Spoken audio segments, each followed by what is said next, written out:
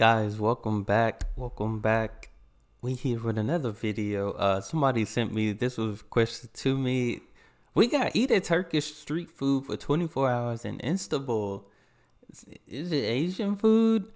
I did check out one video before of Turkish food. It looks very good. I believe it might have been, it was a family living in the Netherlands that was eating some Turkish food there. So, but hey, we finna jump into this. Y'all know I'm a foodie lover. So hit that subscribe button. Let's check it out. He has a giant knife, and I have a feeling he's gonna feed me.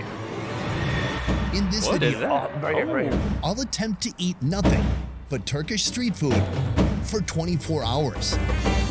Dang. Oh, we are in Istanbul, Turkey, and we're gonna take you on a Istanbul. food tour like you have never seen before. Let's get to it. Istanbul, the only major city that divides two continents, with Europe to the west and Asia to the east. This metropolis of 15 million is a melting pot for all the absolute best street food in the country. So let's get started. Dang.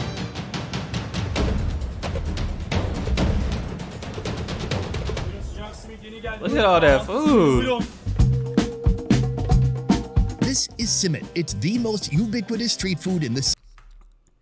What is, that's like a pretzel bagel or a pretz bagel. Eat it for a pretz. snack or grab one for breakfast. Simit is a chewy, ring-shaped bread covered with sesame seeds. Sesame seeds give it a ton of flavor because they're so toasted. Street bread is great, but I'm looking for something a little more substantial. Oh. It is 9 in the morning. We are just starting the day, and we are starting with breakfast. We've come to a very typical Turkish breakfast spot. This is basically the Denny's of Turkey, although way better. Let's go inside and check it out. Denny's. So this is the kitchen right behind me. There are some orders that are about to go out. If you sneak around here, you can see somebody has ordered some fried bread, some tea, even French fries for breakfast. It's amazing. I'm gonna go inside and figure out what's going on. We are starting with a local fried bread known as pishi. This one is gonna be stuffed with this, pastrami, and also a little bit of cheese. So he starts with the dough, he flattens it out, he's put some oil on the counter already. He just gets a little rip of pastrami and then some cheese on top too. Close it up like an envelope, almost like an empanada. Give it a bit of a crimp, and that is gonna head off to the oil. Very nice. At least it's fresh.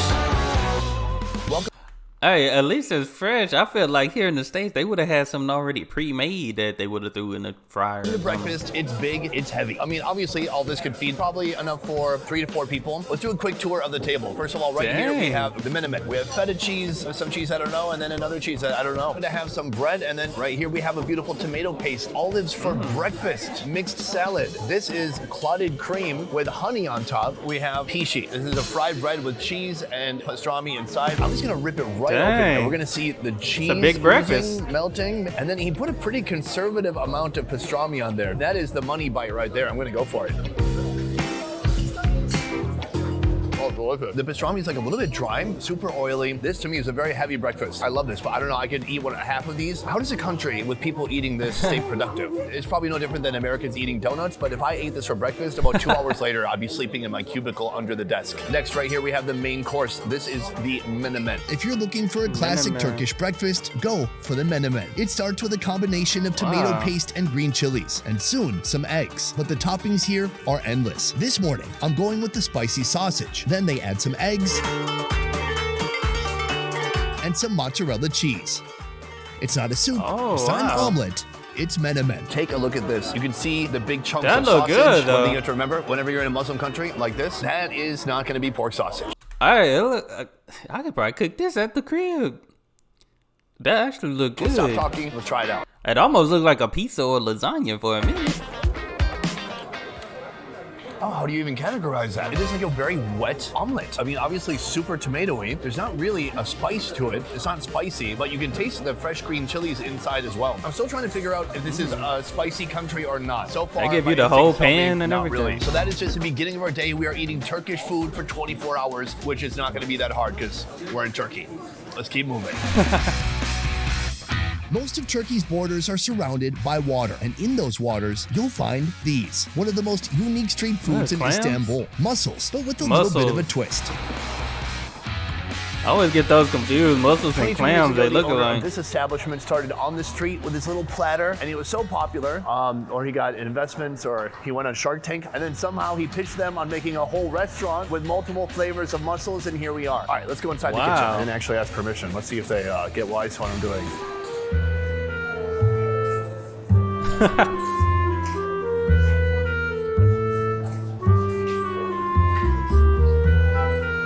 No reaction so far.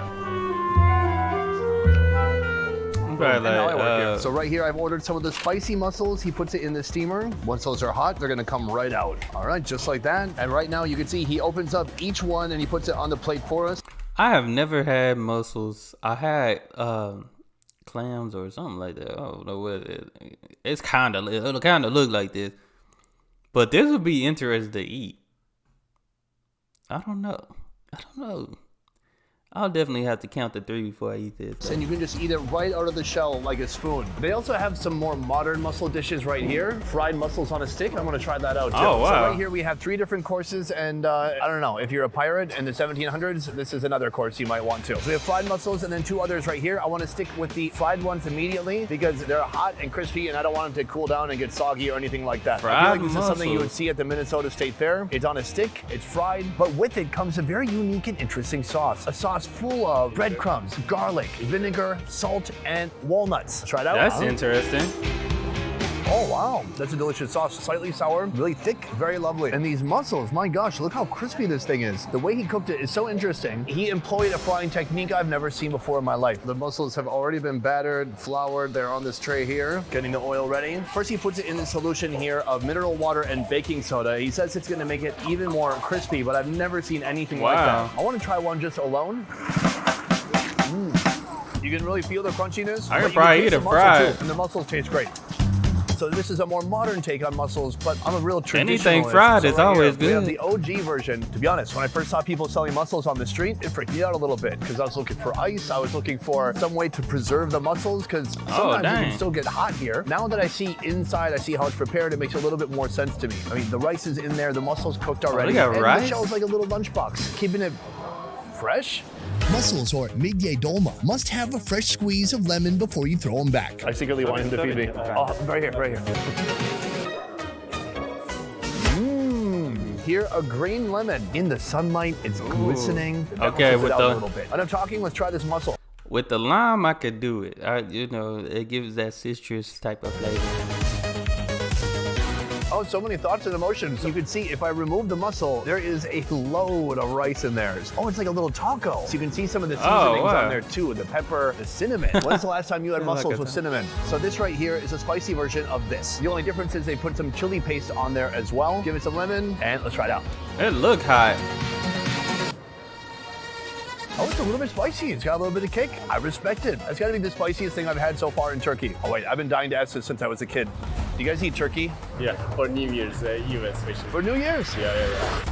Turkey eats turkey. So that is Turkey mussels in Turkey. It's a completely different approach to this seafood, one I've never seen before, but it's really fun to try out.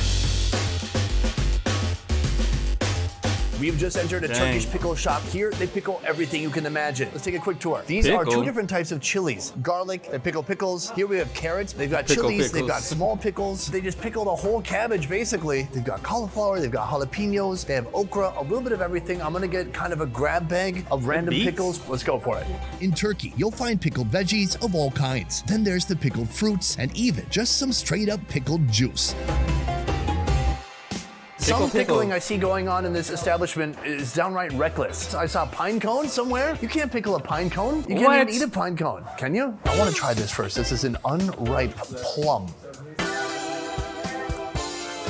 It looks sour. That's interesting because it tastes like a little sour apple. This is a pickled unripe melon. They begged me to slice it and I said no. So let's see how much I regret that. That's a thing. Probably slicing it would be a good idea. Very intense, different from a cucumber type pickle. I like it. I give this one a passing grade. Of course, if the pickles get to be too much, you can cleanse your palate with pickle juice. And I believe they've garnished it with a pickle. I heard they have a giant bottle in the back with a pickled bottle. I look like Kool-Aid pickles. Pickle juice. Why is it red? Oh, that's not bad. The weirdest among us have finished all their pickles and thought, I'll drink some pickle juice, right? Here, they have a cabbage bundle. It's like a pickled vegetable roll. What? Oh my This would be so good gosh. if you sliced it up a little bit. They have like really finely minced cabbage and carrots and stuff in there. It tastes quite good. I had a lot of Finally, juice they in it. pickled an entire eggplant. Eggplant, yeah. That's the weirdest one so far. Overall, I love the way they prepare it. I think the move here would be cut everything small, have it with something else, have it with beer or wine or your meal, in between other heavy bites, in between heavy meat or cheese, and it sounds pretty good. I don't think anyone's meant to just eat it this way, unless you're just a complete animal. Our final location is cooking up kebabs on a massive scale. Oh my you may be God. familiar with the famous glittering Turkish doner I used to see these videos. It'd be like 12, 1 o'clock in the morning. I'll sit and watch these videos of like Turkish food. This is where I seen the kebabs from.